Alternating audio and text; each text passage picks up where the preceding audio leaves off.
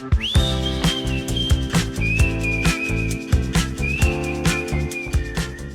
about stacking now.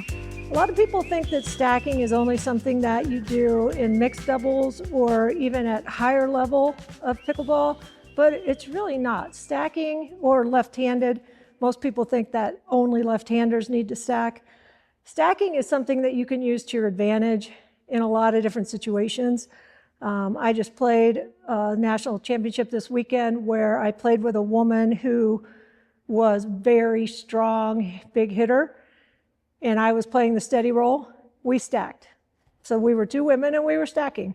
So I'm going to show you the different ways of stacking, a few different things and how you can do it. And it's something that I think a lot of people should really take advantage of, not just for lefties and mixed doubles. So stacking is for different reasons. The actual definition of it is when you have two players on one side of the court when you start the point. So if I'm on this side of the court and I serve and Nathan's over there, this is straight up. Say we decide that we want Nathan to play the left side the whole match because he's got a long reach, he's younger, he's faster, he's taller, so we want him over there. So we play a point over here. After that point, say we win that point, it's still my serve. I come over to this side, and instead of Nathan going over there, he stays on this side with me. So now I'm going to hit my serve from this side, and then I'm going to move back over. So I hit my serve, and then I fill in back over on this side. The toughest part is remembering the score. When you start stacking, sometimes it gets confusing because you can't remember where you were because you moved.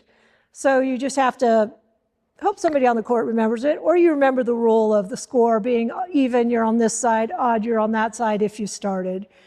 So that's the stacking on the baseline. That's called a half stack, if you just stack when you're serving. But then there's part of stacking is the switching that you do from the kitchen line.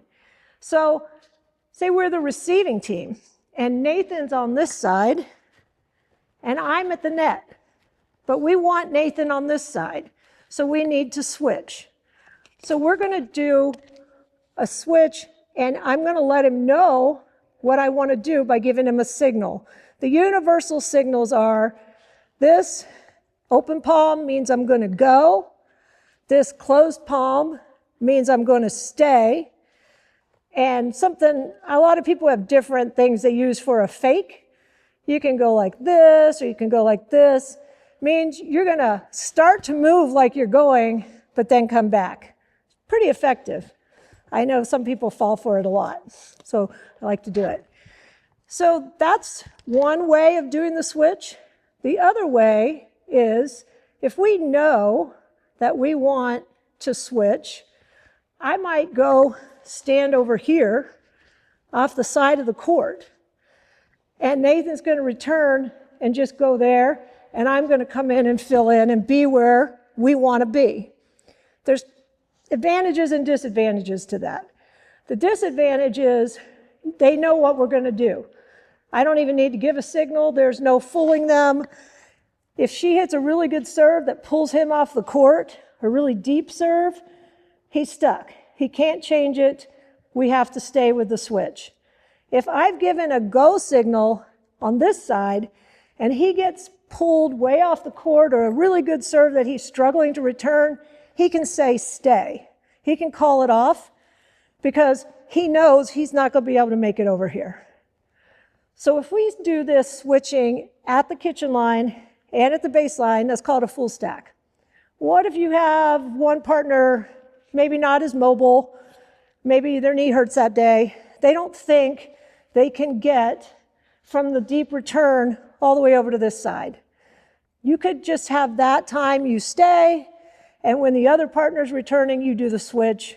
Now you're in a 3/4 stack. So you got half stack, full stack, 3/4 stack. It's a stack of stacks. So anyway, it's very effective because you can really keep them off balance if they don't know what you're going to do.